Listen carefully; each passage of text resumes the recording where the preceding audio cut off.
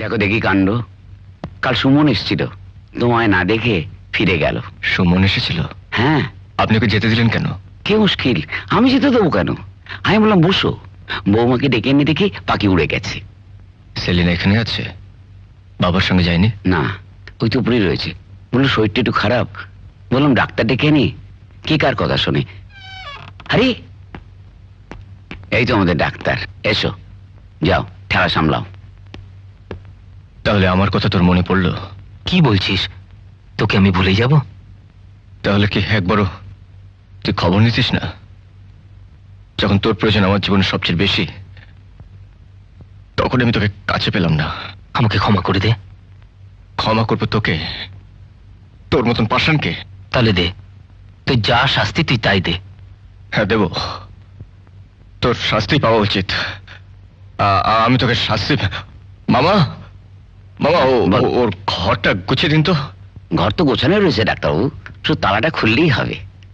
এসো মামা, আপনি এগোন, আমি আসছি। এসো, চলো। কি হয়েছে কি তোর বলতো? কোথায় ছিলিস কদিন? সুমন, এই কদিন আমি সব জায়গায় তোকে খুঁজে বেরিয়েছিলে। আমি পাগলের মতন তোকে হ্যাঁ সুমন, তুই কথা দে, আমাকে ছেড়ে তুই কোথাও যাবি না। আমাকে ছেড়ে কোথাও যাবি না।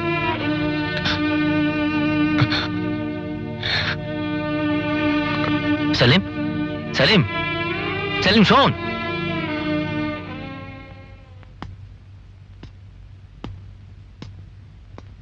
সেলিনা, একি তুমি? শুনলাম তোমার নাকি খুব শরীর খারাপ। মামা বলছিল ডাক্তার দেখাতে, ডাক্তারও দেখাওনি? কই না তো, কিছু হয়নি। আমি ভাবিনি যে তুমি বাবার সঙ্গে না গিয়ে এখানে একা থেকে কষ্ট পাবে। না, আমার তো কোনো কষ্টই হয়নি। আমি নিজের ইচ্ছেতেই এখানে রয়েছি। শুধু নিজের ইচ্ছেতে এখানে থাকা কেন, এ বাড়ির সবকিছুর উপর অধিকার তোমার আছে। নেওয়া না নেওয়া তোমার উপর নির্ভর করছে। আর আমি যা করছি তোমার ইচ্ছে অনুযায়ী করছি বলে আমার ধারণা। যদি কোনো ভুল করি আমায় বলে দিও। ও হ্যাঁ, আর একটা কথা, আমি জানি যে আমার জন্য তোমার জীবনে সুখ শান্তি নষ্ট হয়ে গেছে। আমার দ্বারা যদি তোমার জীবনে সুখ শান্তি ফিরে আসে, নিঃসংকোচে বলো।